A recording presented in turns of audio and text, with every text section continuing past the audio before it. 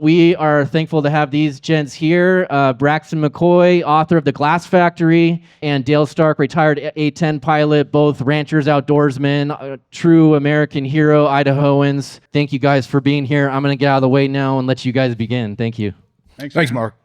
One thing, just acknowledging that this is a different dynamic. So I don't mind if you guys want to be participatory.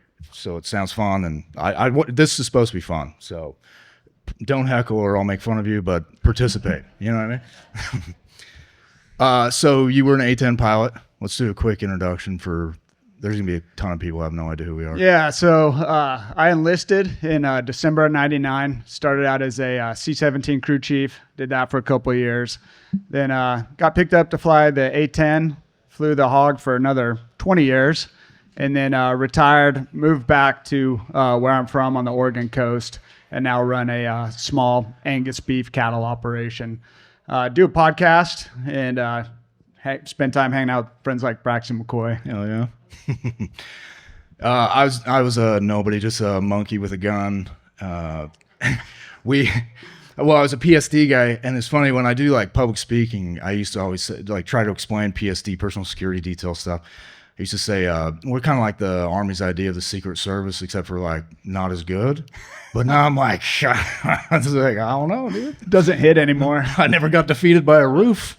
You know what I mean? So doesn't have the same impact now. No, yeah. It's embarrassing. But yeah, so that's who we are. Let's just kind of dive into it here. I wanted to start with foreign policy. It's going to be like a big deal in the next, because with Trump coming in, if he wins, they're going to try to pull every and any lever that they possibly can, to include foreign wars, I would imagine.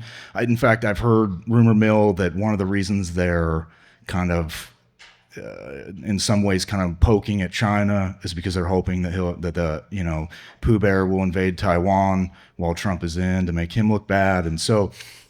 The foreign policy question is not going away, I don't think, in the same way that it did. So what are your thoughts on where we're at and what the directionality of our foreign policy should be? Yeah, so it's tough to really see how it's going to play out because he's made it pretty clear that that's it's not what he's all about, right? Mm-hmm. He wants to get us out of these things, the whole America First agenda.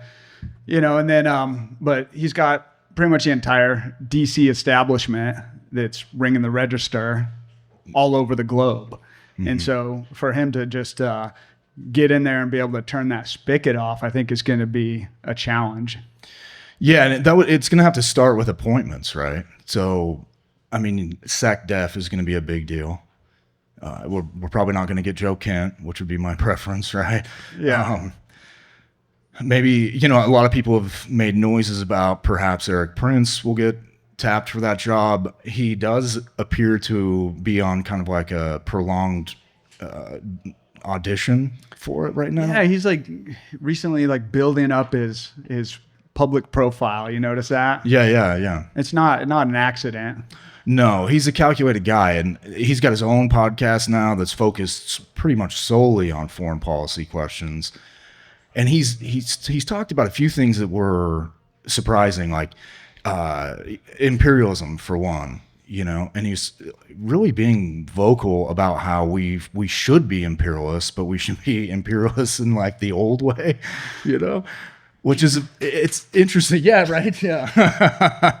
Yeah. Listen, I can be persuaded, you know what I mean? We don't need South Africa to go the way of Rhodesia, for example. And he's talked about that. But that seems to stand in contradiction with everything that Trump was. It's full disengagement almost. Yeah, he's more like a Washington type. Who cares what's going on in the rest of the world to some degree? Or at least that's the image that's portrayed. What do you think? Yeah, I really don't know which way he's going to go. And I think it really comes down to those appointments. So I don't know. Do you think he'll be able to do a better job at staffing this time? Because that seemed to be his biggest weakness the last go around. Yeah, I think it definitely was. I hope so. I think that just the fact that he has admitted that he sucked at hiring last time is good, because that's totally out of Trump's normal personality to admit that he made a mistake. And he's even on this latest Rogan podcast, he talked about it, like hiring Bolton, which was probably his worst hire. I mean, arguably there were plenty of bad ones. So just the fact that he's talked about it in the open, I think probably, and then there's no other election on the horizon for him. He's not going to cease to be president and decide he wants to go be in the Florida State Senate or something, right? Yeah. So he's got nothing left to lose. I mean, I hope. How many of these people actually exist that are out there and available to execute his agenda? Yeah. You know what I mean? Like everyone that's in professional Washington, it seems like they're either on the left or neocon types. Yeah, and then you've got K Street in everybody's ear all the time. Yeah, I don't know. That might actually be the real question is how many people are there even really available to tap? Well, I don't know, man. Well, okay, what if, so for appointments and stuff, you could peel from like the business world. In theory, people are less, as ridiculous as this is to say, like, and the people in that world are probably less corrupt than, the ones that are coming out of organized crime or politics, Yeah, no doubt. Yeah, maybe you could get like the Elon Musk, Peter Thiel contingent doing some of that staffing. Yeah, perhaps. One of the things I love about Elon is he always does goofy acronyms for everything, like Department of Government Efficiency. It's like, Doge. Yes, Dogecoin. Like he just memes on everything, which I love. Yeah, I mean, maybe that's where they go is, or maybe what we do is go the Elon route and start by eliminating 70%. And then That's the ticket, right? Yeah. Right. Yeah. And did you hear the part? I'm assuming a lot of people in here have also listened to the Trump Rogan podcast. Yeah. One of the craziest parts of that was right at the very beginning. He was talking about the president has to appoint about 10,000 people. Yeah, that's insane. Blew my freaking mind. Like I knew that the cabinet, and all the positions within it were numerous, but I had no idea it was 10,000 people. So how about we just start with making it like 2,500 and then see, perfect. Like, you know what I mean? Yeah, it's out of control. It's like unmanageable by anybody. It's almost like an entity of its own that just runs by itself with little input from this, so-called elected officials. Right, and that's the seat of real power in DC, right? It really is those bureaucracies, and it's not just that, but it's also money. Like, be offended all you want, but who has more political sway in this country, AIPAC or Thomas Massey, right? I mean, the question is pretty obvious, or the answer to the question is pretty obvious. So it's kind of in some ways the same there. Those bureaucrats really have the levers of power, and maybe in the post-Chevron world, some of that will change. I don't know. All right, so let's say they made you king of the day of the Air Force, right? Since that's your branch. Sorry, we wanted to get you here in June, but we couldn't make that work. Little inside one for the boys, or the fellas, if you will. Your favorite month. Yeah. So we made you king of the day. What's the first thing you changed with the Air Force besides the terrible uniforms? Yeah. Well, there's so much overhead, right? Like there's the numbered Air Forces. There's all these staffs that just really exist for their own edification. Mm-hmm. So I think you could go in and eliminate 75% of them. And, it's maybe a little bit out of touch, maybe not achievable. Mm-hmm. But if you could literally just go in and clean house and fire almost everybody, and then maybe even like interview them to bring them back. I see. Because you're talking on the admin side. Sorry to interrupt. Yeah, just like at the kind of 06 and above level, which a lot of the nonsense trickles down from there because they're the most in tune with DC, mm-hmm. right? So then it filters down all the way to the fighter squadrons. So yeah, if you could just go in at the highest levels, clean house, and then basically interview everybody, bring back who you want to at that like 25% rate. So get rid of all the numbered air forces, and then, bring back true patriots, not these political operators in uniform. And you could probably start to turn things around. Okay, so start by getting rid of a significant portion of the admin, and then make them do a PT test first, right? and then, so we'll go PT test, interview, psych eval, and then maybe we bring you back. Right? Deadlift. Yeah. What's your deadlift? You can't deadlift your body weight. Yeah, you're out. You're out. Sorry. Yeah, too fat, gone.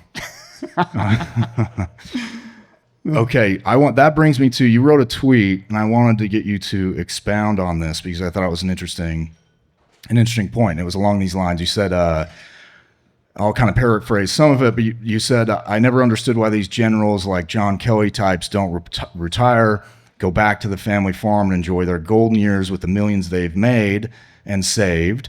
And then, of course, they've got their $200K pension, full VA benefits, and so on. And then you go on to explain the reason that they don't do this is because they're actually power-hungry creeps and lizards, right? Like it's not actually about the money. I thought was one of the interesting points that you made there. Can you expound on that a little bit? Yeah, I mean, these guys, again, not all of them, but a lot of them just become creatures of Washington. So, they're around the lobbyists, they're around the politicians, the donors, and they're basically living like kings themselves. So the staff for, say, like a 4-star general is massive, right? Personal chef, full admin, private jets everywhere. And they start to feel entitled to a lot of this stuff. So the thought of stepping back from that is just unthinkable, So that's where they start looking at the next phase of their career. They're like, hey, I can become a lobbyist, or I can be on the board of Raytheon. And you just have that cycle of corruption. So, those billion-dollar contracts that you see go out everywhere, they're not by accident. Right. It's the self-licking ice cream cone, if you will. So, they're kicking out the dollars, and then they get their payoff on the backside when they go off to these boards and whatnot. So you just see that they're not actually representing the best interest of the American people, the airmen or the soldiers in the field or in the air. And it's really just like everyone else in Washington, they're just looking out for the interest of the people that are writing the checks. Right. So I take that as you don't actually believe the F-35 is a better cast platform than the A-10. Yeah, don't get me started on that. So, but really, was that a general that lobbied for this?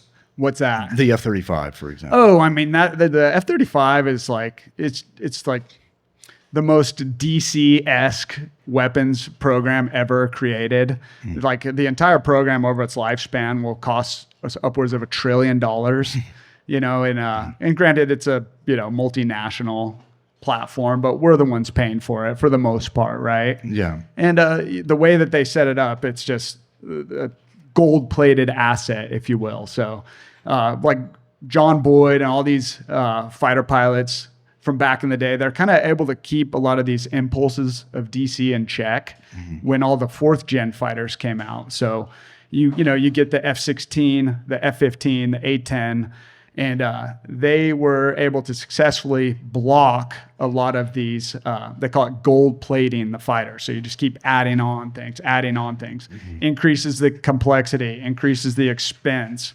And they're able to produce just an amazing array of fighter aircraft for that time frame. Well, you get into the modern era, and there's basically nobody checking like DC's worst impulses. So like if you listen to some of the generals and politicians talk about the development of the F-35, they brag about how it's got manufacturing in 48 of the 50 states, and it's essentially uncancelable because of that. Because everybody is getting paid. So it really doesn't matter how successful the platform is. tactically, what the reliability of the platform is. It's all about those jobs and that money going out to the districts. Yeah. So, yeah. And then, it's the F-35, it has its merits. Like, it's a stealth platform. Its avionics are incredible as far as like this, the SEED mission. So, the avionics suite is insane, right? But it costs $1 trillion, and the reliability, the maintenance of it it leaves a lot to be desired. And it's not going to be able to replace everything, but it's going to. So we're kind of stuck with it at this point. Haven't they already crashed 3? Oh, I mean, a woman crashed once, so you can just forget about that. So, but 2, yeah, there's been quite a few that we've lost, and they're very expensive to operate. You're talking to operate like a 5th gen fighter versus a 4th gen fighter. It's just exponential growth. So you're just kind of seeing. Again, it's more of the just the Leviathan exert its will to where we operate this platform with zero concern for the kind of the fiscal side of it. Yeah, well, and as you say, if you've got 48 states involved, it's going to be pretty tough to get one of your senators to, go, hey, man, do we really need this when it's providing jobs in Alabama or whatever, right? Yeah, so even if it doesn't make sense for the mission, if it doesn't make sense for what the American people need, well, it's going to happen anyway, because this is the shiny penny in DC. This is it's kind of an avenue for a lot of people to get paid. So it's going to be very difficult to slow that down. Yeah. Okay, so that is leading me into our next topic, but I actually want to get your opinion on whether you would tell a young kid to enlist in the military or not before we go on.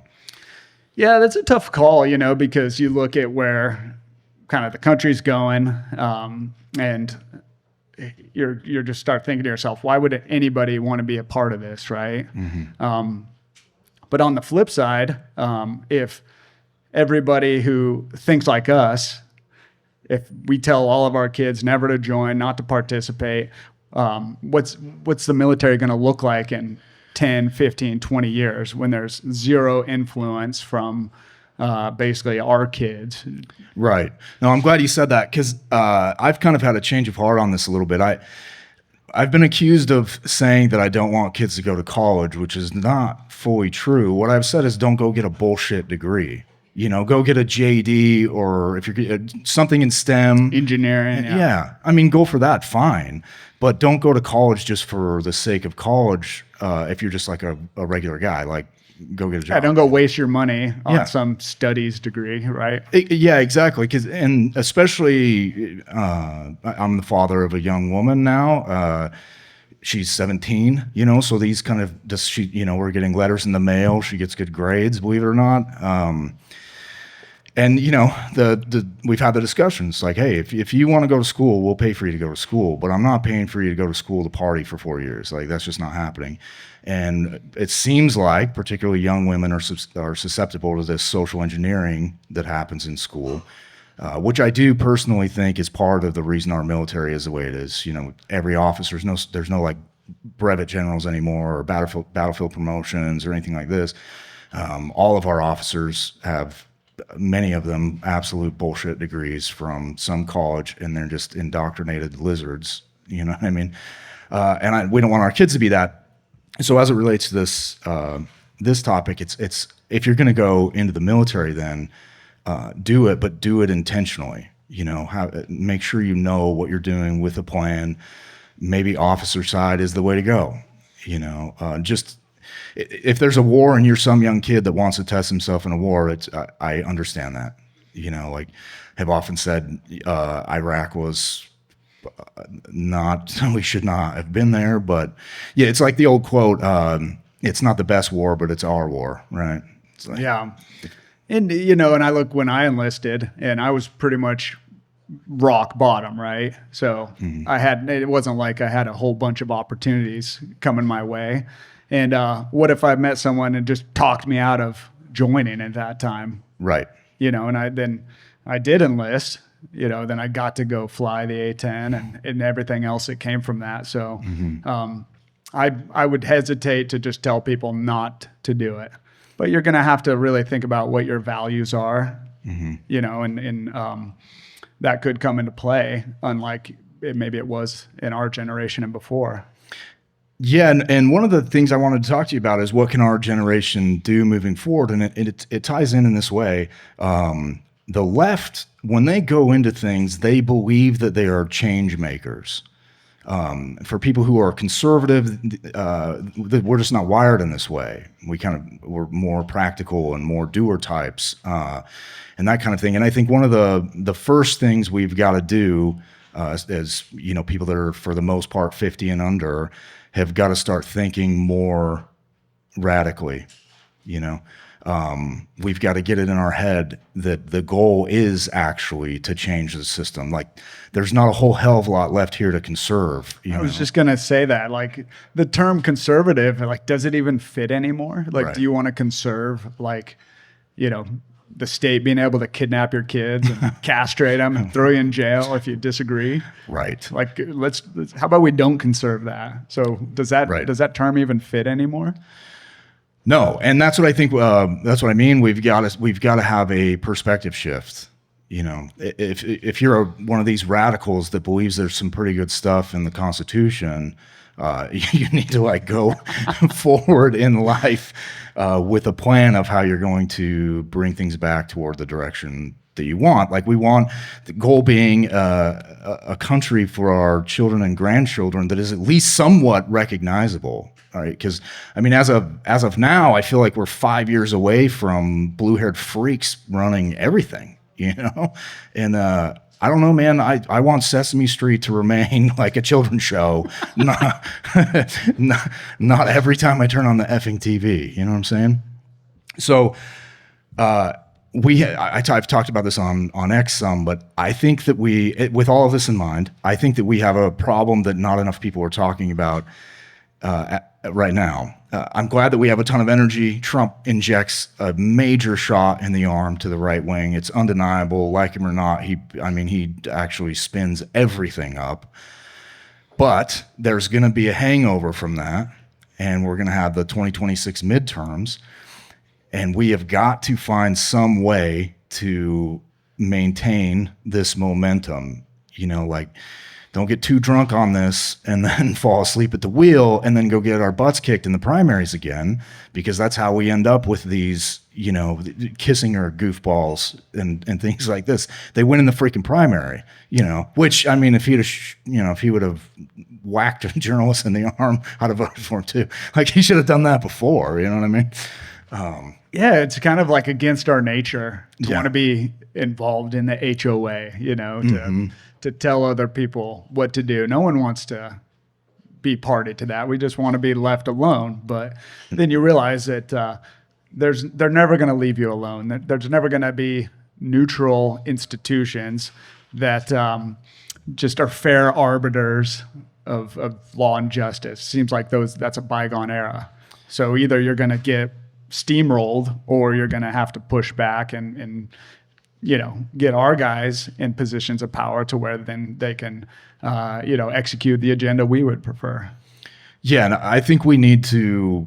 So in Eric Hoffer's book, The True Believer, he talks about the nature of mass movements, right? And he talks about how there's just a social phenomena that occurs when a movement starts. It has some ideals and these kinds of things, and a group is like, yes, we want to push these, forward onto whatever.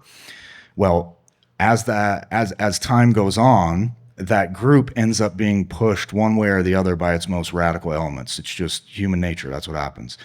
So we, in my opinion, as this younger generation, have got to accept the role of radical element. I'm not saying go throw bricks through windows or something stupid, but we've got to become the thought leaders, and start pushing this party in a direction that makes more sense. Like, I did Jay Burden's show the other day, and we were talking about I don't really care all that much about ideology anymore. I just want what's good for us.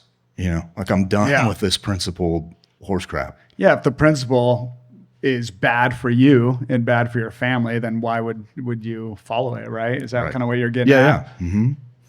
Yeah, it's almost like that whole an unjust law is no law at all. Well, the principle that makes my life worse in a way that is unconstructive. Sometimes your life gets worse in constructive ways. That's one thing. So I guess discernment will be needed here. But a principle that makes my life worse and I benefit in no way from that in the long term is of no use to me. There's no utility there. And that seems to be the bulk of the Bush era, Reagan era republicanism, is a bunch of principles that have done nothing but sell my family out, my state out, my region of the world out. California is a dystopia. It's legitimately paradise on earth in California, and is a freaking dystopia. So forget principles, man. I'm for whatever makes Huntington Beach better again. Yeah, I think about like the public lands debate. Here we go. Right. I'd like to get your take on it, but yeah, if your principal say, hey, we should privatize or sell off all of this land, and maybe that would be in accordance with the traditional conservative ideology, but that those public access, those public lands were like our birthright as a kid. Right. I never even understood what we had until I was finished with basic training out in Texas and looking at going bird hunting. And I realized there was nowhere to go unless you knew somebody or had a hunting lease. There just wasn't a spot where you could go. Mm-hmm. And I'm like, man, like growing up in Idaho, Oregon, Washington, it never even crossed your mind. It was just out the back door, essentially. Yeah. I go right out my back door and shoot AKs at 1,200 yards. You know what I mean? It's pretty great. I had a similar experience. I rode bulls and stuff growing up, so I'd been around the Rocky Mountain West some, but I had never really been too far the other side of the divide. And I had the same experience after enlisting. I wanted to go, shoot. I can't remember, deer hunting or something in Georgia, and it was same thing. It was like there was nowhere to go. So, and the other part of this is it's more of like a metaphysical thing, but I really believe, so the people out here have a different way of looking at the world. And it's obvious when you talk to somebody who is not from here, it's really obvious. And we have like, there's an inherent libertarian streak in people here, whether they realize it or not. Like most of them, if you walked up to them and were like, hey, have you heard of Mises or something? They would look at you like you had something growing out of your forehead. You know what I mean?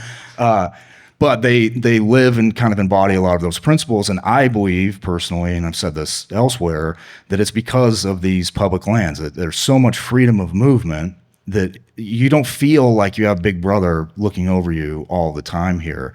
Whereas like if you're in Georgia or Texas or wherever, you can't go anywhere. So there's always someone watching you, So there's like a piece of the public lands debate that is missed often is our concept of what it means to be an American. One, developed here on the frontier. I mean, from Manassas, Cutler in the Ohio River Valley to the 49ers, right? That was kind of the ethnogenesis of what it means to be an American. But two, the only thing that we have left that is like recognizable for the true free American spirit are these lands. Some cat lady in Minnesota at least, has the ability to come out here and drive around if she wants to, so there's something to this. I've had a hard time articulating and putting my finger on precisely, but there's something about the way we view freedom that is absolutely attached to the frontier, and what's left of it. I know a lot of people want to say it's dead and gone, and I mean, that's fine, but you walk in 20 miles in grizzly country and tell me what you feel. You know what I mean? Like you're 7 hours from a hospital. It feels like there's something left of the frontier there. And I really just think that is an important part of what makes us. And no one wants to say that because it's a tough sell. It's like, okay, so you have this weird religious thing attachment to these, and it's like, yeah, I do. Like, period. I do. I remember being in Iraq. I've said this a million times, and talking to your friends and they miss their mom or their wife or their daughter or whatever. And I used to say, I miss the dirt, I miss home for real. Like the physical space. Yeah. Yeah. Like actually the dirt. I liked it. You know what I mean? And I just think it's kind of one of these Chesterton's fence deals. We're staring at a fence and a whole bunch of people want to cut it down. And most of the people that want to cut it down have no idea what function it serves, and that's always dangerous. So, did you listen to the Mike Lee interview on Tucker? I did. What did you think of that? Did you have a reaction to it? You're gonna get me in trouble. I mean, I really like Mike Lee. I'm not trying to dunk on him or anything. No, yeah. I'm just curious, what your take on that was. Firstly, Mike Lee seems like a decent human being. He seems a lot less lizardly than all the rest of these people, Might actually be human. Yeah, but facts are facts. Mike Lee, he doesn't sound like a guy from Utah because he's not from Utah. He grew up in D.C., man. I mean, so I don't hate him. I don't doubt that he loves the state. His family absolutely were founding stock in the Rocky Mountain West. There's no question about it. But he didn't grow up there. And so people that grow up in private school in D.C. don't understand the culture out here in the same way that someone who does. And so, respectfully, I like Mike Lee, but I don't think he actually understands the issue. That specific issue, yeah. And it doesn't hurt that like some of his biggest donors are developers, And that's just the game. I'm not even taking a shot at him. It's like, right. I mean, that's the game. You can't win if you're not playing. So. It runs on money, right? Right. Yeah, not to put you in a corner there. I just thought when I was listening, half of my family wants to shoot me right now, and the other half is cheering. You know what I mean? I was just processing that, and I'm like going, "Oh, I wonder what Braxton thinks of this argument." Okay, Public Lands Initiative in 2000 and I think it was 2012 or 14 when they first pushed that one through. The big selling point that Mr. Cruz and Mr. Lee were pushing was if we sold off all these public lands, we could have paid off the national debt. That was the selling point back then. That's not the selling point anymore, which is interesting that the message has shifted, right? One, because even if you sold off every chunk and acre of land in the Rocky Mountain West, you could barely even touch the debt. So that's going to be a tough sell now. But let's say they had done it. Do you really think we wouldn't still be, say, 25 trillion in debt instead of 36 or where? Yeah, how's that going to fundamentally change the structure in DC? It's not. Right. So for the everyday person in the West, they just lost on both ends there. There's no win there for them. Now they have no access to public land and we're still massively in debt. It's like if you're bankrupting, the first step you do is you cut the effing credit card in half, not just like, start selling shit. You know what I mean? Braxton, you want a related question on that from the crowd here? Yes. All right, so I got one from the crowd. This is from a Southern California area code. Uh-oh. In your opinion, how do we rein in military spending without compromising our national security? It's a good question. I think it starts with don't build shit like the F-35, honestly. There's a lot of bloat too. Like when we went to, the first thing is quit buying dumb stuff. Cut the credit card up. We have the best military in the world. Let's just spend money on ammunition and training for a minute and not waste it on a bunch of other stuff. So we fielded the ACUs in the GWAT. I think we were one of the first units to field them. Why? Some multi-billion-dollar contract to change the uniform to a worse uniform that everyone hated. We had DCUs that were fine, right? So my answer would be stop. It's kind of the same problem that we have as a nation. Just stop spending on dumb crap, Yeah, there's so much bloat in the DoD. I mean, it's probably the biggest, outlet for spending that we have as far as where that can come full circle back to the politicians, and then they can kind of appeal to the that's always the appeal to the right? Whenever there's a compromise in DC, we get more military spending, right?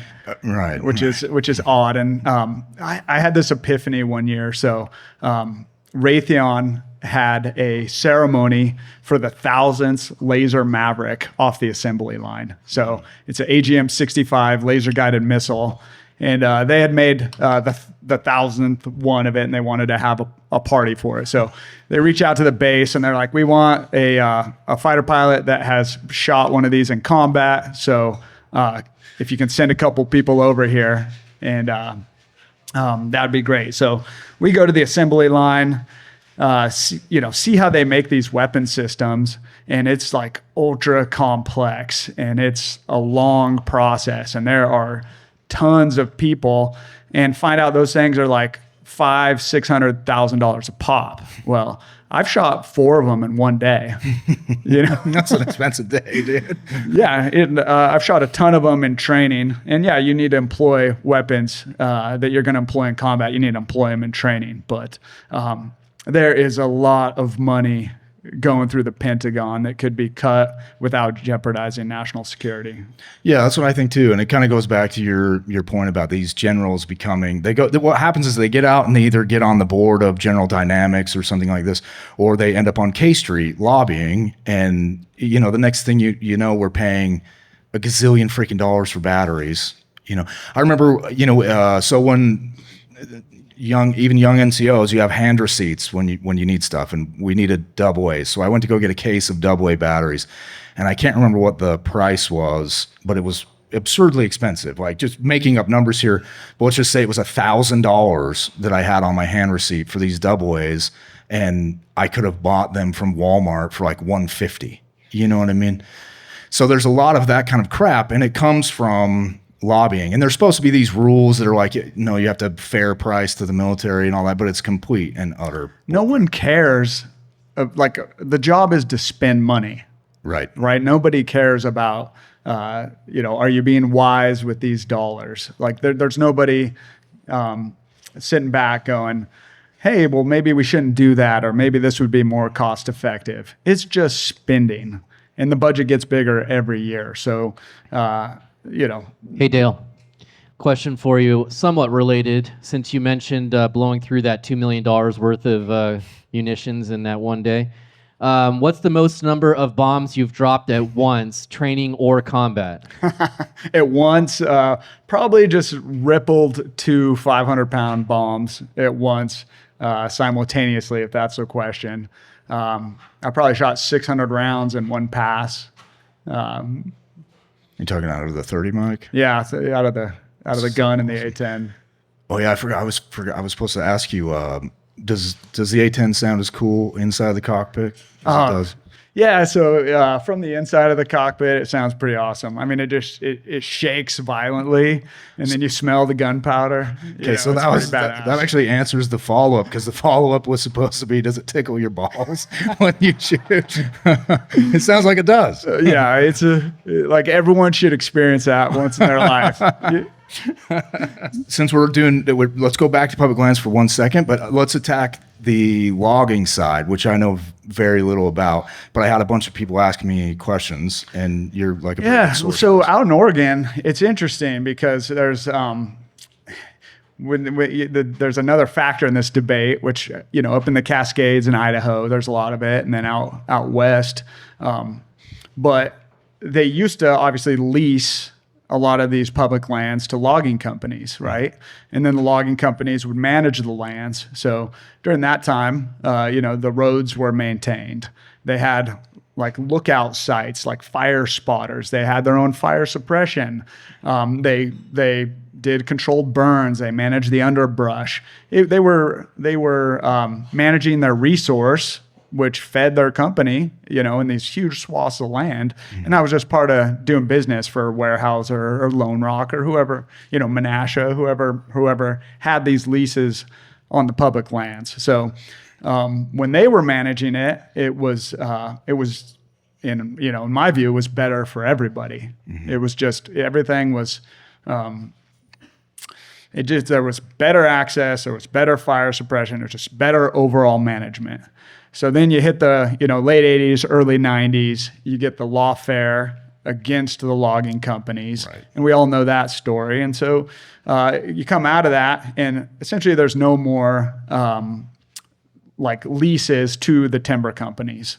So then they basically just cut bait. All the mills that were set up to process that timber, they go out of business. All the truck drivers, everyone associated with that industry was essentially out of a job unless your operation had private land. And then the private land, though, they also allow public access on it. So that was almost just an extension of any of the state or federal land out there. But since then, what's happened is all of that land has gone completely unmanaged. So some of the roads they're just overgrown or even destroyed on purpose, because a lot of these environmentalists, they think that it's a huge win if they can just prevent human access. Yes. Right. So then at the time, if you go back and listen to the arguments, all the old time loggers basically explain this. They're like, it's just gonna go back to nature, and it's gonna be a tinderbox, and we're gonna lose, the remaining old growth. We're gonna lose this resource, and time has proven that they were absolutely right. So what happens now is, you get the windfalls, you get old, dead, dying trees, you get underbrush buildup, and it just builds up year after year.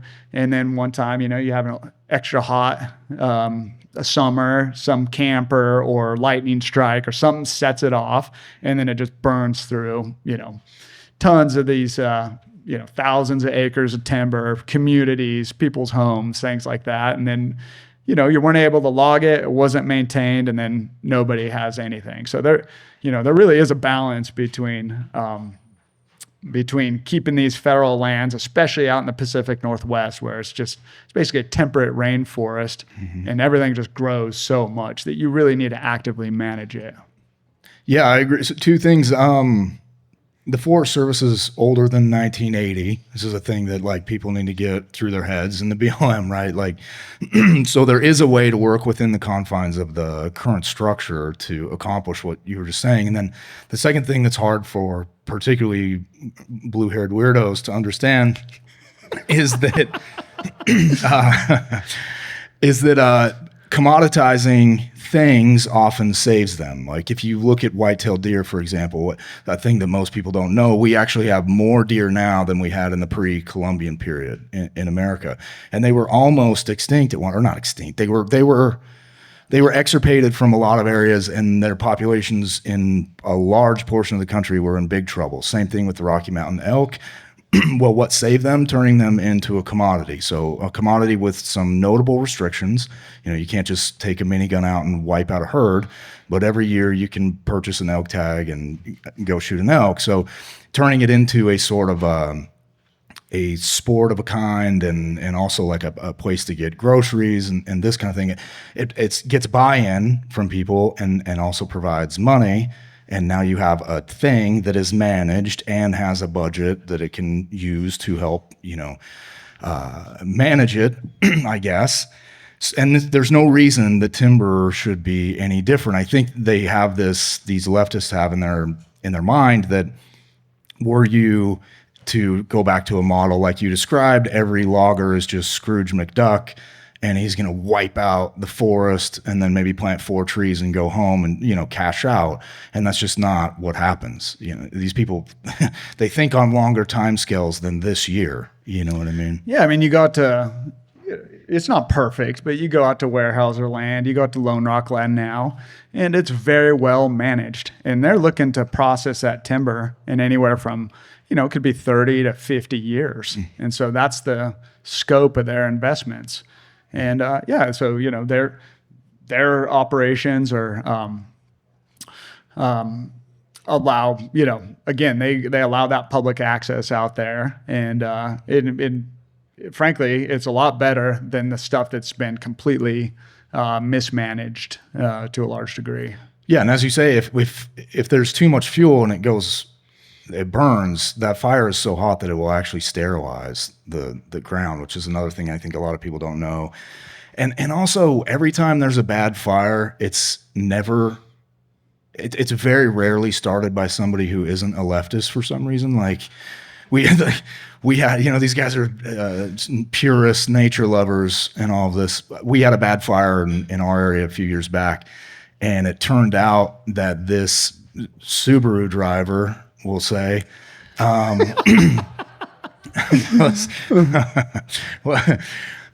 so she I think was rock climbing and got done, and this is the week of the 4th of July. It's on the east side of the state. The wind's howling. It's like hotter than Hades. Lights their toilet paper on fire, because you don't want to leave something as biodegradable as toilet paper. And Been gone in like 2 days. It was like a 20, 30,000 acre fire about how to evacuate our town. And it just so happened that our whole family had gotten salmonella at that time. We went to a Mormon homecoming deal. A friend was coming back from, his son was coming back from a mission. So I will never, ever go to one of those again. And we got salmonella. So they burn, this fire is started by this idiot. And then we have no power for like a week. So like at one point, my daughter is out like carrying buckets from troughs to flush toilets in the house and stuff. If we don't have like the generator running or whatever, it was a mess, disastrous, and it was caused by one of these people that is supposed Patagonia wearing, you know what I mean, and Chaco shoes and all that bullshit. And these people have way too much sway over the current system, and it's made the right wing hate organizations, and I don't blame them, but made them hate organizations like the BLM and Forest Service. And the fact is, it's actually the people that are employed there that are the problem. It's not the Forest Service or the BLM itself. So if you have the reins of power, get rid of those people and put in your people and restore the system. That's the faster fix. Like another way they try to sell ceding these lands back to the states is that they'll say, we're only getting 40 cents on the dollar per acre. So there's a payment in lieu of taxes from the federal government. So you can't collect taxes if the federal government's managing it, so they pay you in lieu of that. Well, I mean, I'm not a mathematician, but 40 cents is bad and we should do better, but 40 cents is still better than negative $1, because if you claim you're not going to sell it off, then there's no property tax coming because it's owned and managed by the state. And now you've taken on the responsibility of, bridge maintenance, fire mitigation, road maintenance, parks, all this stuff. Now that goes into your budget. So instead of having a 40% payment coming in every year, now you've gotten rid of that 40% payment, and also it's going to cost you money. I mean, to me, the answer is get Deb Haaland out of DOI and, stick someone like us in there and people on the ground below them. And let's get back to, not bundying people, like that whole thing. You can't just come in and cut 50% of somebody's allotment, AUMs on their allotment, and get rid of those people. And then this thing all functions again in the way that it should. And that's the fastest way to do it, is we get somebody like Trump in there and then somebody at the head of DOI that actually knows what the heck they're doing, and problem solved, Yeah, it makes sense to me. And then also like the timber harvest becomes now just like a net benefit a benefit in every way. And you're making more money for your state, so that's great. Your lands are managed better, and you don't have to pay for them. It's like that's actually the ultimate win for a conservative state. But instead, we get idiots saying idiot things, and I have to argue with them. Yeah, citing the wrong part of the state constitution. I mean, things like that. No big deal. Question? This one's a little bit related here. How do you see the use of public land by opening it up to grazing larger numbers of cattle, as well as better herd and wolf management as a means of forest management and multi-use BLM lands? Well, the multi-use thing, they hit on a good point that we have a multiple use mandate in place right now. It's just not enforced because the people that are running the show don't want it enforced. Certainly, we've gotten to where we're erring way too often on the side of overprotectionism as far as like grazing and things like that go, and that's not helping with fire mitigation. But you also can't graze it to stubble every year. We need the right people that actually understand these things. Right. Yeah. So enforce the multiple use mandate that we already have. We should have, like, ending grazing on stuff is insane. Another thing that people have to think about, sorry, my brain's going in a million miles on this one, or a million directions. Another thing that people have to understand is, should it look like the states are going to win this lawsuit, DOI, there's nothing so far as I'm aware of that prohibits DOI from just making all of it a national monument. Nothing. The president can just say, okay, the entire BLM is now just a national monument. Well, now you are screwed. There's like, they're not going to let you graze on it and all of that if they do that. And perhaps the next president could rescind it, but that lawsuit would have to go forward again. You would just end up with the BLM because this lawsuit is hinging, so far as I can tell from reading it, is hinging on the word unallocated lands. Like 80 or 90% of the BLM is technically unallocated. Well, making it a monument makes it allocated, so the lawsuit doesn't matter anymore. You know what I mean? I'm not saying they would do that. I'm saying I would do that if I was in, and they might, and that could cause a lot of problems. Yeah, it's interesting too how much, like most of the folks here, I presume, probably understand this, but how much better it is for the land to responsibly graze it. You really can knock down and prevent all that underbrush from building up. I mean, it's a micro scale, but I've got little 58 acres in Oregon, and they hadn't ran cattle on it since it was a dairy farm back in the day, a part of hundreds of acres in my valley, but it's like 15 feet high in briars. Mm-hmm. It was just, completely unusable and just waiting to light off one summer. And, we knock those down, plant grass, get some cattle out there. And now it's just gorgeous. You can actually access the creek. You can, it's just nice green pasture land. So I think that getting that livestock in there really is a good ingredient to the land management overall. Yeah, and what you've just described, a lot of people don't understand that the cattle have replaced bison in the ecological, whatever that word, that $20 word. They've replaced that niche in America. Whether you believe that there were 60 million bison or not doesn't really matter. Let's call it 20 million.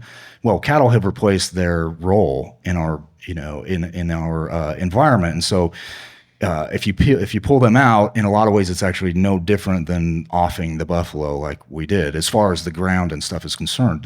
Their hooves till, their hooves till up the ground and help, reseeding, and especially in areas with bunch grass like crested wheat and things like that. So they're extremely important. But again, blue-haired, septum-pierced freaks don't understand. They just want you to be skinny and ugly. They don't care. You know what I mean? They want you to look like them. Just go away. Get out of there. Don't do anything. Exactly. All right, we got about 1,000 people watching on X right now, and there's a few comments and questions.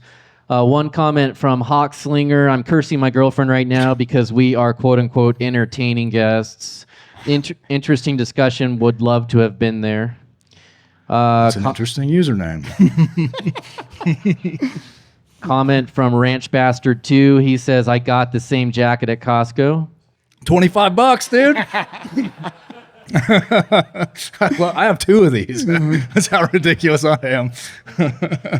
Kyle has a question. He says, when will Stark Steaks become available? If you're an investor, call me. DMs are open. That's actually a killer name. I like it. Thank you.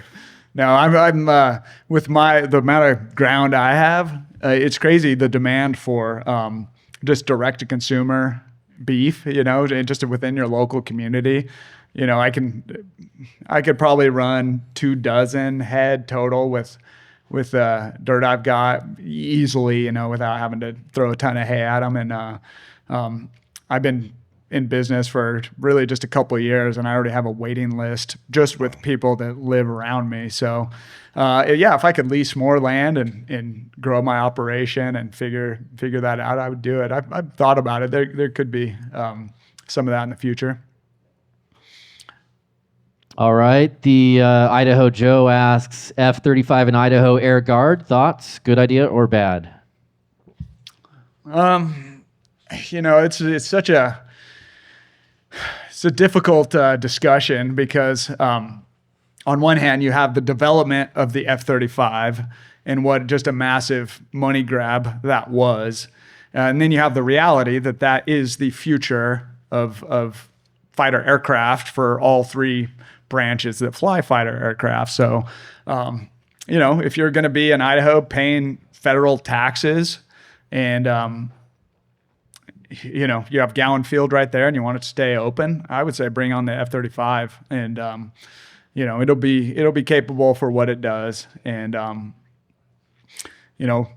it's loud. So that's something to think about. It's far louder than the F-15, the F-16, the F-4.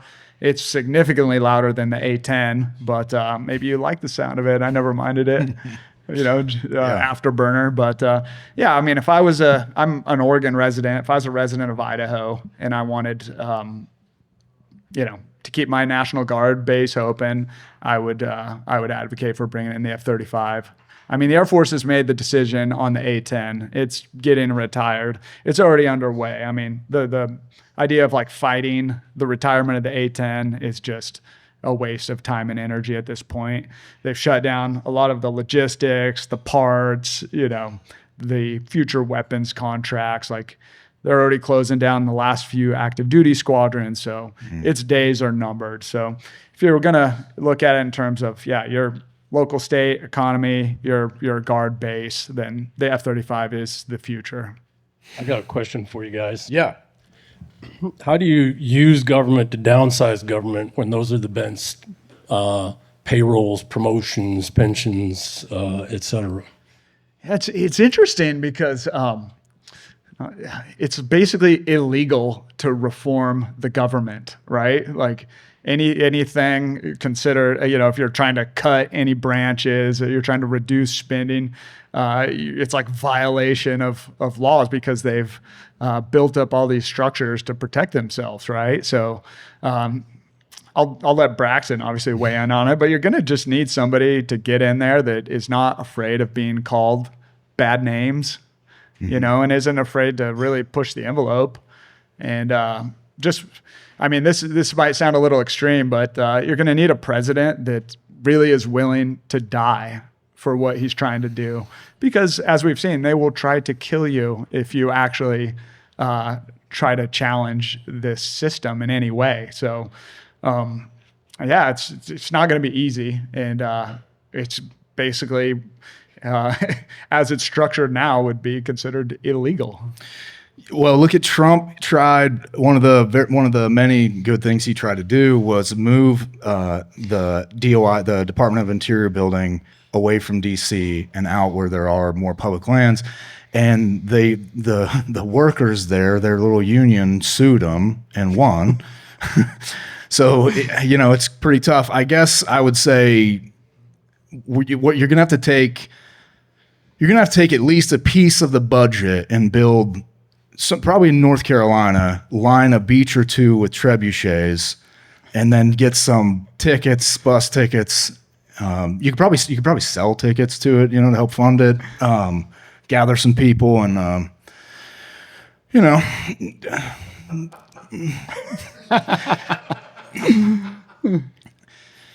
deport people halfway to Africa. You know what I mean? No, obviously I'm joking.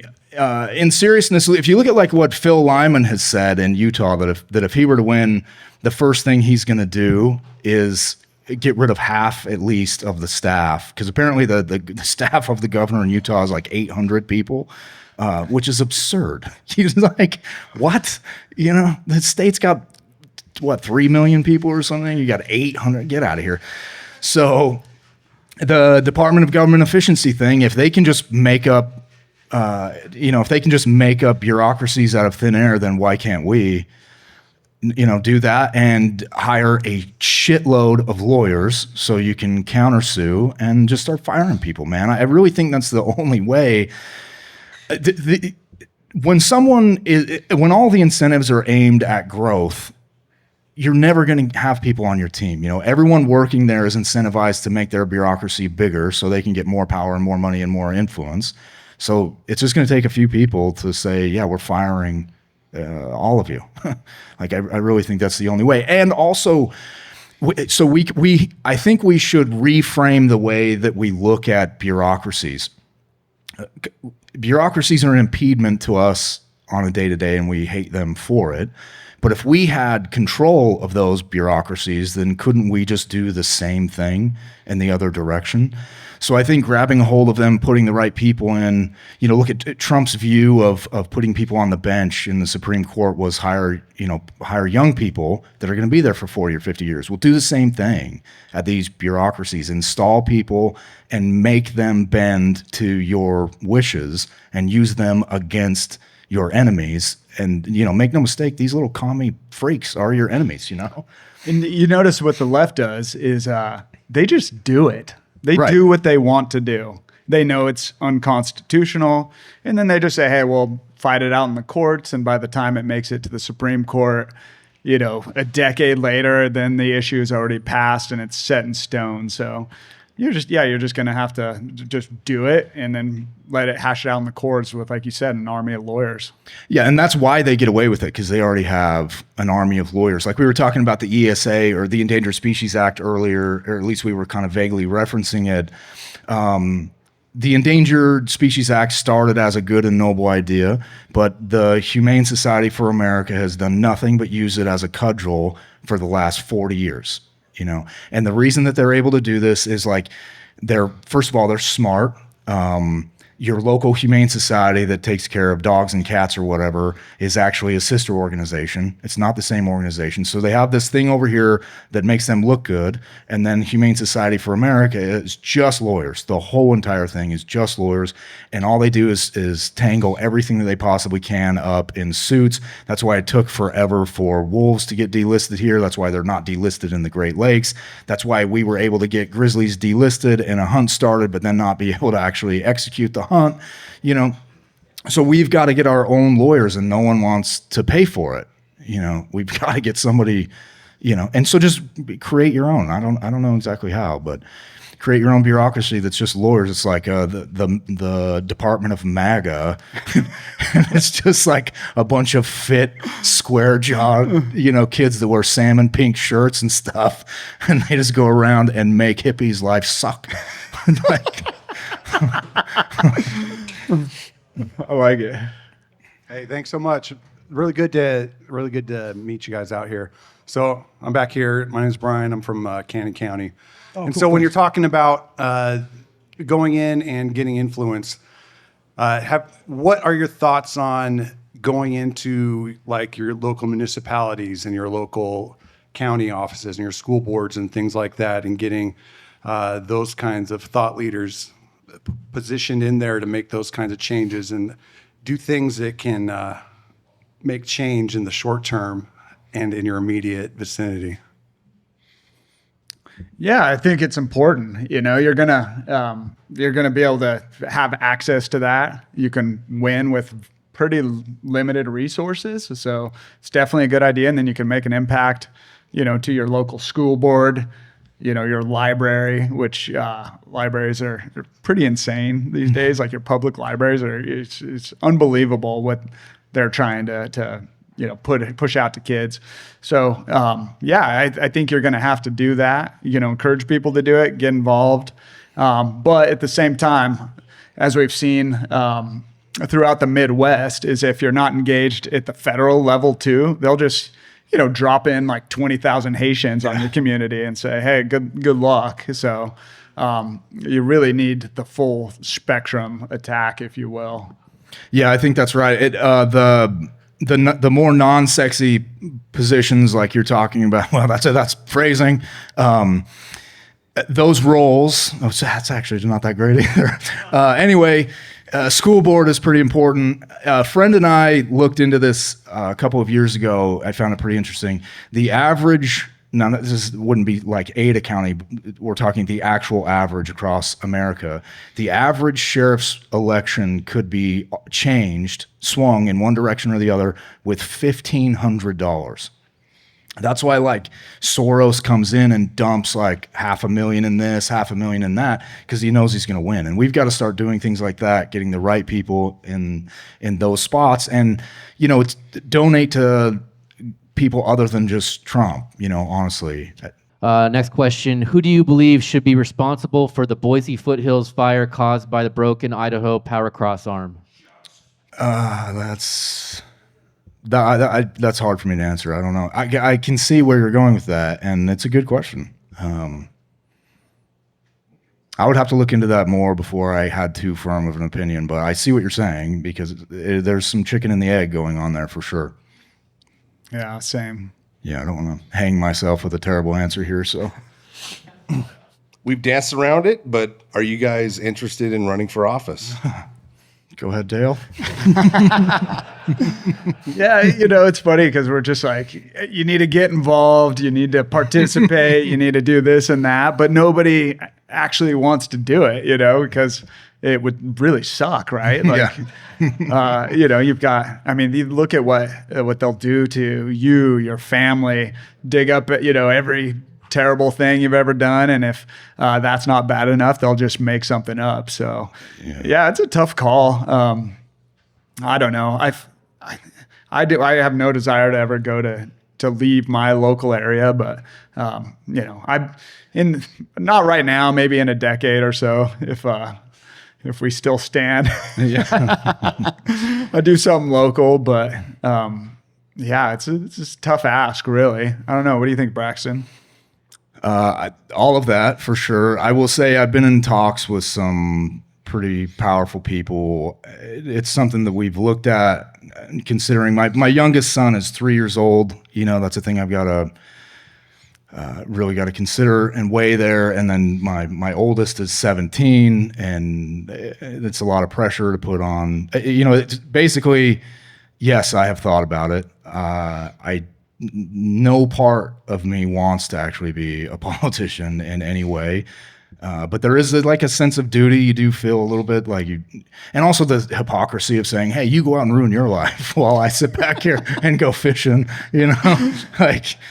what if Trump asked you to serve in his cabinet, now an appointed position, Trump, DOI, call me, dude. I am for it. I think appointed position is very different because you don't have to go through the headache of a race.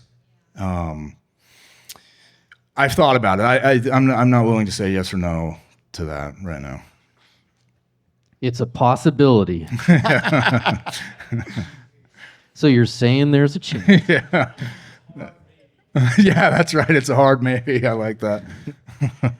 All right, FDR changed the law to allow government employees to unionize. Will it require undoing this to downsize government at every level?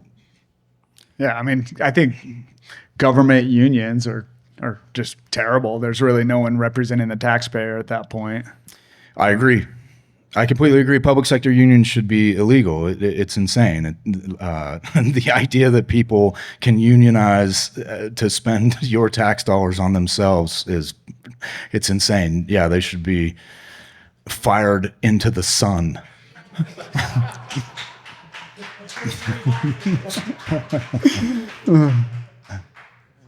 Hey guys, my name's Craig. I've got 35 years in forest management. Basically, as long as the federal government owns our lands, they will continue to destroy them. We have the same enabling acts as every other state in the nation. Nobody else has had, in the west of the Mississippi, had to give up 63% of their land. And I appreciate your open lands thing, but I think these lands should go back to the state of Idaho for general management. They are destroying our lands with fire. We just had a 100,000 acre fire here, and there will be no restoration. There will be no replanting. They won't do a damn thing for that other than let it burn. The incident of fire on the state lands is about 15% of what they are on the federal because they're managed. And until that happens, we're not going to win.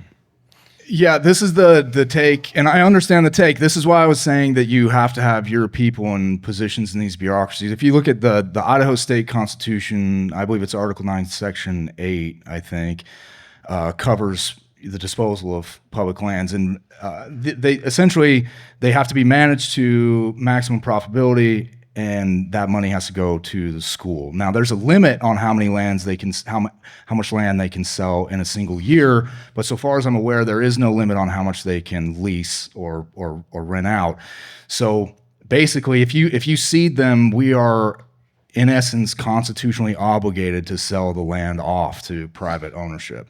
That's why I lean the other direction, with the noted caveat that it is an absolute disaster right now. I'm not at all, arguing with that. What I'm saying is when we say grab the reins of power and wield them, I mean wield them. Use the system that is available to you for the betterment of your people. That's the way I view it as of now. But I take your criticism on board.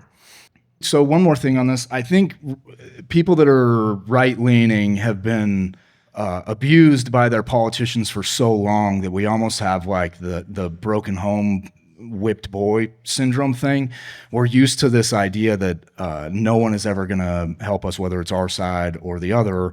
And that's why you need real people that really care and are not afraid to wield power. This allergy that we have to power has got to go away, because our opposition doesn't have the same limits. And I'm not saying, we need to start putting armbands on and being insane, crazy people and things like that. But we do need to use the office to our ends, and we don't generally do that. And you look at like the resources we have for everyone else all over the globe, hundreds of billions of dollars for every foreign war, or anyone even thinking about it, we can just ship that money overseas. So, if we used those resources for our own country, I think then we could manage those lands effectively. Yeah, and also commoditize them. I mean, let people freaking harvest timber, bring back the mills. There's no reason Bonner's Ferry should not still be, I mean, it's a beautiful place, but there's no reason it should not still be thriving, and different areas up there. Spend some of our money on mills. How about like drop one less bomb on Ukraine and, bring back some jobs here. This area has an interesting opportunity. Folks come from California to Idaho. Prunes, We all know. But Idaho's not number one. Idaho's number 4 for people leaving California. Nevada, Arizona, Texas, 1, 2, 3. I'm not sure what the order is. But if you're law enforcement, Idaho's number 1. So especially in this area, we have a very large contingent of retired law enforcement, firefighter, border patrol that have moved in and could present, if organized, a powerful, at least statement group, both for supporting sheriffs and for public policy. It's one of the reasons that Idaho has never legalized a marijuana law, is that a number of the law enforcement people from California have said, do not do this. And yet that trust, that authority, that group of people that people see in a positive light, at least in this state, could be better used. Your thoughts? Now that's kind of uniquely Idaho. I don't think they're all moving to Utah or Oregon, but Plenty of them going to Utah, unfortunately. Yeah, it doesn't surprise me, that they're moving here, with all the problems in California, cost of living. If you're a public servant, good luck retiring out there. But Right. yeah, it just makes sense to me. It's an asset. Should be, hopefully someone's organizing these folks. And getting Yeah, votes. that I think is the most important part. Another people that are on the right side of politics are just kind of constitutionally against organizing. And I think to your point that we have got to quit being like that. We are nothing as individuals, especially, well, in politics, certainly. So we've got to start creating these kinds of organizations. And, the real power in politics is being the guy that can get up from the dinner and walk away, right? And that's not the politician. That's the politician. It's the person that's at the dinner that's offering the politician money or votes. They can just get up and leave if they don't like the guy, right? So there's a lot of power there, and I think we've got to start organizing and say, a retired sheriffs or fire or public service group, I don't know exactly what you would call it, that was able to organize and amass as like a 501c3, perhaps with a 501c4 arm to it that could donate. I think that would be a good idea, especially here. And, anything you can do like that to get your people in is a good idea. All right, next question. In your opinion, what do you believe are the 3 most important government positions locally? I'd say first is probably, I don't know, it's maybe a tie between like sheriff and DA, right? Because they wield a lot of power over you. Mm-hmm. What do you think? Sheriff, school board, zoning board. That would be especially if you live in like a small rural town and you like the way it is and Amazon decides it wants to bring a factory there. If you're on the zoning board, you can tell them to kick rocks. That's a lot of power. That would be my answer. Yeah, I like that. What are your thoughts on the Great Replacement theory? Real. Is it a theory still? Seems like it's a tactic that's well underway. Like it's almost to its endpoint, right? Yeah, vote for me and we're getting trebuchets in North Carolina and we're lining them up from like Southern California to Florida. And I will say no more. But no, it is real, and you're not insane for noticing it. They just put 20,000 Haitians in a town of, what was it, 20,000 people? 60,000 total, yeah. So 40,000 people there, and then they put 20,000. Something like that. I mean, what is that? It's clearly an attempt to replace. And I'm sorry, but I just don't buy this whole, they have... they're non-deportable now because, stroke of a pen has said that they're not. I'm like, well, I have a pen too, and I say they are. So it's real. Of course it's real. Look at the stuff they're teaching kids in public schools right now. I mean, we homeschool our kids through a Christian program. And so it's pretty dang good. But even in there, there's DEI crap all over. Sometimes I'll go through books and just be like, okay, that one's a target now. That one's a target now. Like this sort of, and from their perspective, they feel like it worked in the military, forced integration, and in some ways it did, but they're trying to do it in a different level on mass scale for, in some ways, different reasons this time. And it's not absolutely not a theory. They are trying to replace you with what they know will be reliable voters so they can have a one-party country instead of just a one-party state over there in Prunistan. It's real.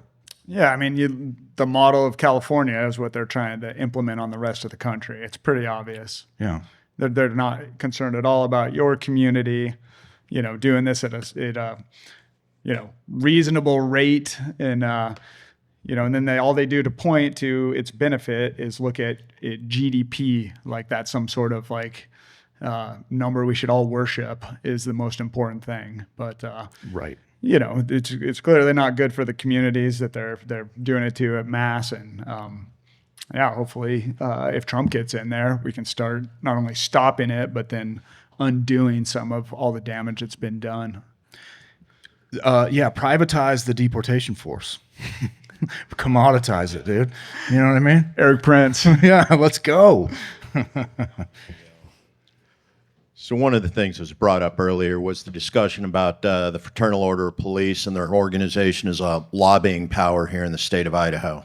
The fact that they have been extremely powerful, as the LA County Sheriff's retirement location happens to be strong here in Canyon and Ada County. But we continue to have a significant problem with police forces here in the area, especially with regards to violence. Boise City has had repeated issues with hires as police chief, as well as certain other members of their, staff.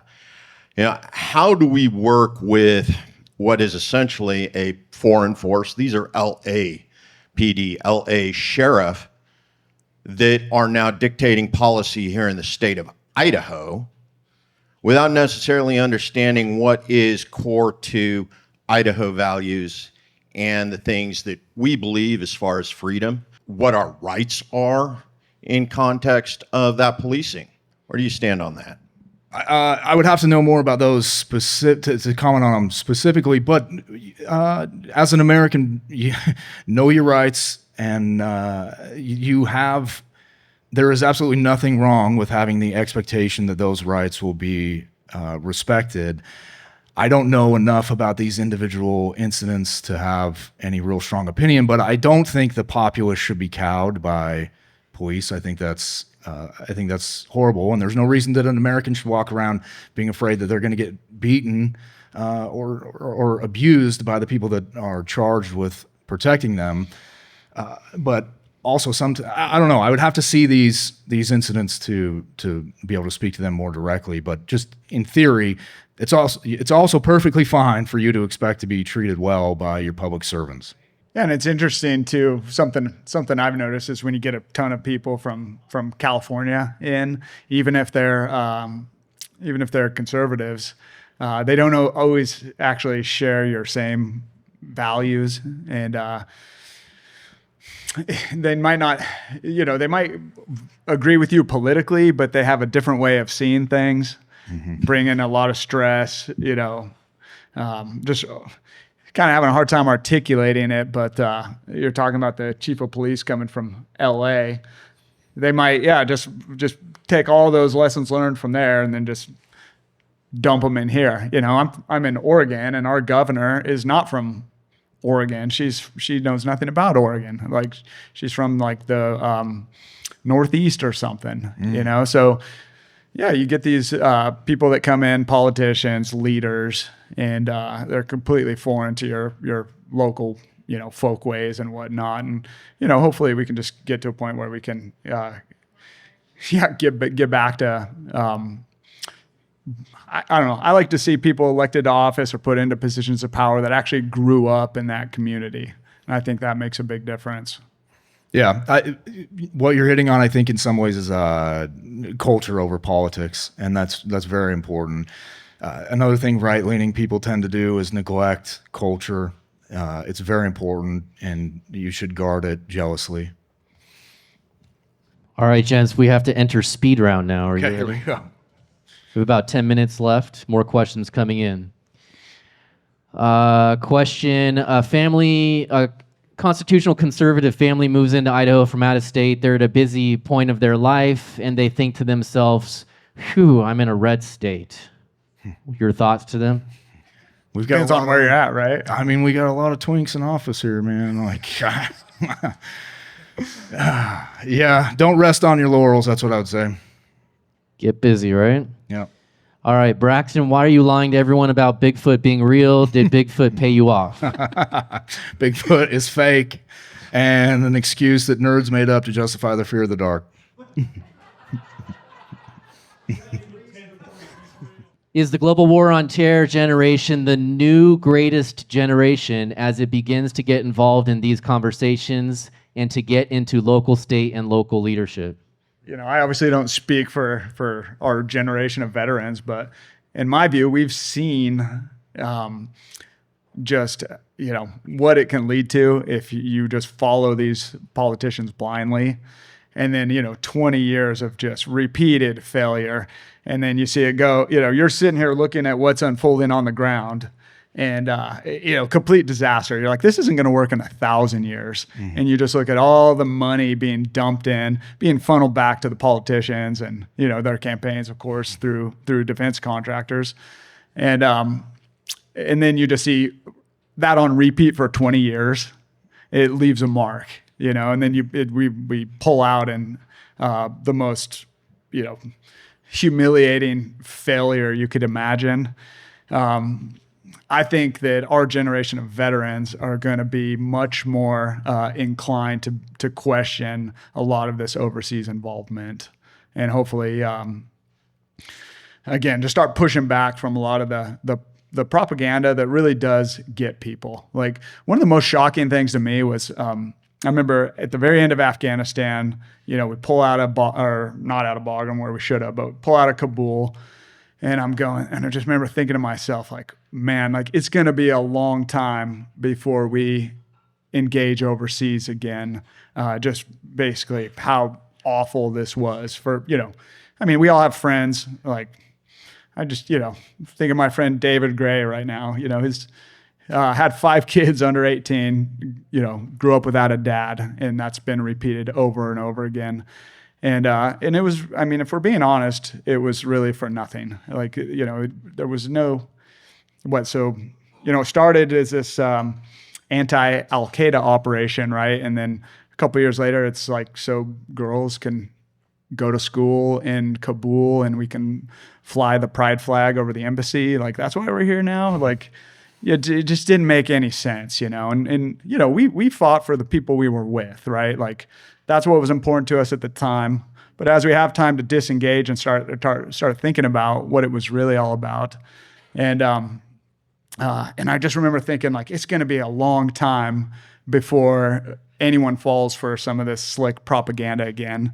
And then it was almost immediate. Now it's like, okay, we need to send billions to Ukraine. We need to start equipping them. We need to send advisors, all this stuff, or wherever it may be. And you realize it's like, oh, like, not everyone learned the same lesson that we did. They're like, because maybe they didn't experience it like viscerally like we did. So, I don't have like a huge platform on social media or anything, but one of my goals is to at least try to communicate and educate people that a lot of the things they say that we can do is just outright false. We're not going to be able to effectively nation build with the U.S. military. We can destroy things. That's what we're good at. We can kill people, blow things up, and then what comes next? Like, who the hell knows, right? So, I would be much more hesitant to get involved with these conflicts overseas, and then to employ military force overseas, just knowing that, hey, you break it, you buy it. And there's a lot of leaders in our country that, they're not really using this to go win or to go, get a victory or whatever it may be. It's really just a way to grease the wheels of the machine. And it just, frankly, has a ton to do with money. So, yeah, hopefully our generation can kind of recognize that and communicate that to other people. I would say give me 20 years to see what we've done, and then I can answer that question more effectively. All right, double speed round now. All right, so if you have somebody running for office and the people want them to engage in a debate and they refuse to debate, saying, I know I'm already going to win, I don't have to. What are your thoughts? That's the game, man. The goal is to win. Sorry about your luck. If they're going to win without a debate, then I don't know. I don't know what to tell you, man. So it's okay for them to refuse to debate? It's politics, dude. It's a dirty game.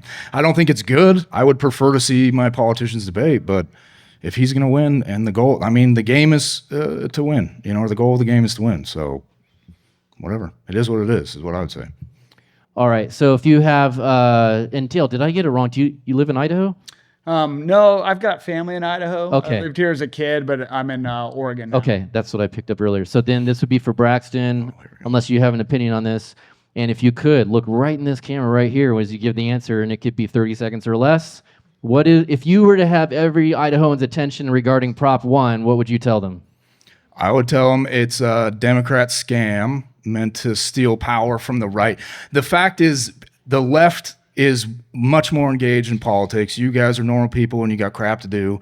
So especially in things like primaries, you're probably not all that engaged. Well, the left is, so they're going to vote in the absolute worst of your party, and you won't actually do that to them. So vote against it. It's terrible. And ranked choice is terrible too. You're here. What do you think about the government officials having dual citizenship to Israel? For example, Mayorkas, who has opened our southern border. I don't think you should be allowed to have dual citizenship with any other country and be an elected official.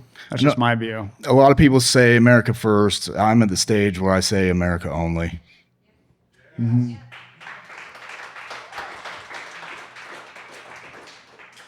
How do you balance back the blue and don't tread on me as a conservative? Elect a good sheriff and pray. Any other questions from the crowd? So you talked a lot about the military and our leaders. Who, in your opinion, is or was a great military leader? And who could we have emulate that person in the future? Or are we just done? For me, I look at a guy like Colonel John Boyd. I don't know if you ever heard of him, but he was a major influence in the Pentagon in bringing on those fourth generation fighters that were so effective.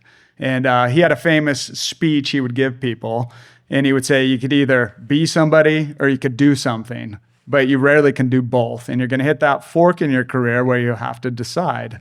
And you can, go along to get along, and you can get promoted, and you can get the contractor job after you're retired, but you're never really going to do anything to make a change. So for me, I look at guys like John Boyd as the example who really chose, country over that personal advancement. I would have to agree with Trump here. I think Robert E. Lee is one of the easiest to point to, not just because of his his ability to win battles, but because of the type of man that he was, the character he showed, both in defeat and on the battlefield. And also, it says a lot about a guy and his understanding of what America is supposed to be when he's offered the job to take over the United States Army, and he says, no, my duty is to Virginia, which is like my first love, or however he said that. That says a lot about the guy. That's the kind of people we need here in Idaho. We should see ourselves as Idahoans first and Americans second, and so on and so forth. And that's exactly how Lee was, and I appreciate that about him. Last two questions. The second to last question is, what are your quick predictions for election 2024 season? What's going to happen? Trump's going to win, and my deck is going to sound like New Year's Eve in Mexico when it happens. Yeah, it's really tough to say if you look at both sides. If you go to Drudge, see now, which is a left-wing site, they act like Kamala's running away with it. And then on the right-wing sites, it's the opposite. But I think Trump's going to win. I think there's a lot of signs pointing to it. Yeah, I think Kamala's going to have to go back to the center of the earth, with the rest of the lizards.